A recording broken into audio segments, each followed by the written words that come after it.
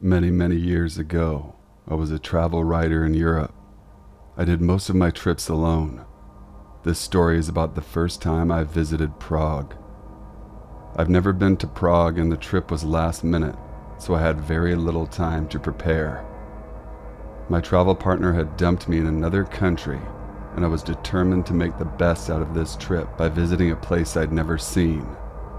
Upon arrival at the train station, I visited the accommodation office and asked for a hostel not far from the center. In my early 20s, winging it was part of the fun. These days, I'm far less adventurous. The hostel they sent me to was a sprawling, crumbling slate gray Art Deco building on a nondescript street, about a 10-minute walk to Stare Mesto. The inside was probably beautiful at one time, but by the time I checked in, it was full of shabby, mismatched furniture and cheap stained carpet. Most of the light fixtures were broken, leaving everything but the lobby dark and gloomy. It smelled of standing water, dust, and mold. I found my room, which was a double for $12 a night. Made a note of the fact that I did have a roommate. She wasn't there, but on her side of the room there was a suitcase, dress neatly folded across the back of a plastic chair, a scattering of makeup containers on the beat-up desk, and a stack of German fashion magazines on the bed. As I had no plans or goals of the impromptu trip, I spent the afternoon exploring Old Town Square, the Jewish Quarter, and Wenceslas Square. I purchased some Czech crystal for my mom and painted eggs from a street vendor for myself. I also made reservations for a sunset dinner cruise for one. At around 6 p.m. I returned to my room to shower, change clothes, and unload my purchases. When I left my room about an hour later, there was no indication that my roommate had returned at any point during the day. After the cruise, I stopped at a tiny bar on Tinska and had a glass of wine. I'd heard horror stories about the dangers of Prague, but I felt no more trepidation than I did in any other large city. Sure, the cobblestone streets, fog rolling off the Vltava, backlit Gothic architecture, and winding alleys made me think of Jack the Ripper and Dracula, but in a good way. It was nearly midnight when I returned to my hostel, so I was surprised to find that my roommate still hadn't returned. This wasn't uncommon though. Backpackers are a fickle lot. She could have gone on a short overnight trip and just left her stuff behind, hooked up with a guy or girl, was holed up at their place, or hanging out at another hostel, so I was surprised but not concerned at first. I took another shower before bed. However, I was surprised to find that things in the room had changed up in my return. Her bed was neatly turned down, the magazines had moved to the nightstand, and the dress was gone. The strangest thing was the addition of a pink silky nightgown spread across the bed. My bed. Maybe she thought she still had the room to herself. I didn't see how. My shopping bags, clothes, and toiletries were in plain view. I gently moved the nightgown over to her bed and then settled in for the night as I wrote in my journal. I assumed she was in the shower or somewhere nearby, so I expected her to return shortly. After about an hour, though, her side was still empty. I needed to use the restroom before I went to sleep, so I made one last trip down the hall. The building was unusually quiet. There weren't the regular sounds of chatty backpackers, the clinking of glasses, or music that would normally leak through the walls. There was nothing. It was hushed like a church after the congregation had left. I found myself practically tiptoeing back. My room was near the end of the hall, and I couldn't shake the feeling that the corridor was darker than before. A few working lights were blinking as I struggled to stay lit, and it reminded me of a funhouse. A tightness began to fill my stomach, and I subconsciously quickened my steps. There wasn't a soul behind me, yet I kept glancing back over my shoulder, convinced I'd seen someone gaining momentum on me. The only sound was the soft thud of my flip-flops as they struck my soles. I was flooded with relief as I flung open my door. but it didn't last long.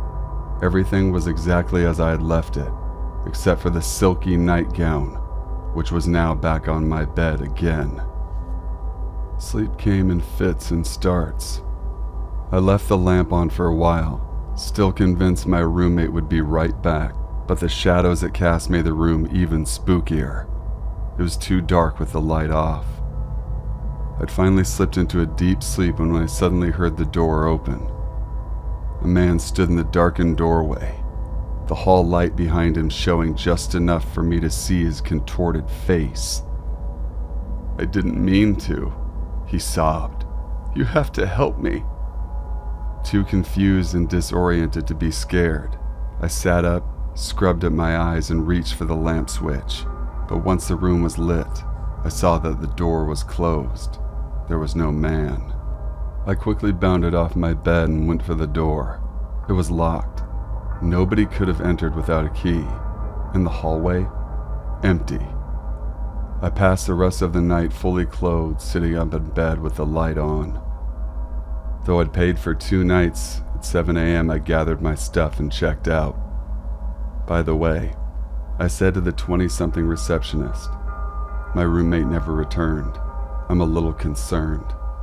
She picked up the room key, looked at it hard, frowned, and then glanced at her computer. "What room were you in again?" When I repeated it to her, she looked back at her screen. "Ma'am, that room's been empty for 3 weeks, and it's been cleaned since then. We only have 6 people in the whole building. The hostel has since been renovated and is now a luxury hotel." I realized that we didn't physically meet, but I thought it relevant since I seemed to have met someone. Someone entered and left my room. Yesterday, my daughter, who is 8 years old, and I went to one of those app-based games. It's like a scavenger hunt, but digital. We had to follow the map. It asked questions and we had to solve riddles, things like that. The theme is one of our favorite books and movies. She and I went to the game with some of our friends and their kids about the same age. There were hundreds of people in costumes roaming around downtown, trying to save the person in the game. My daughter has a very rare health issue. I will not go into details for privacy reasons. Everything was fine, and then she wasn't. We had to leave early before the game was done. So we start our walk back to our car that was in a parking garage ran by the city. We took our time. The elevator apparently was broken, so we had to walk up 3 flights of stairs. I tell my daughter we will take our time and her equipment is in the car. As we are walking to the stairwell, a man follows us in. The hair on my neck stands up. I get a chill and goosebumps all over. I carry pepper spray on my key ring. I tell my daughter to walk right in front of me and take her time. I unlock the trigger on the pepper spray. This man could have walked around us at any time, but he didn't. He stayed right behind us.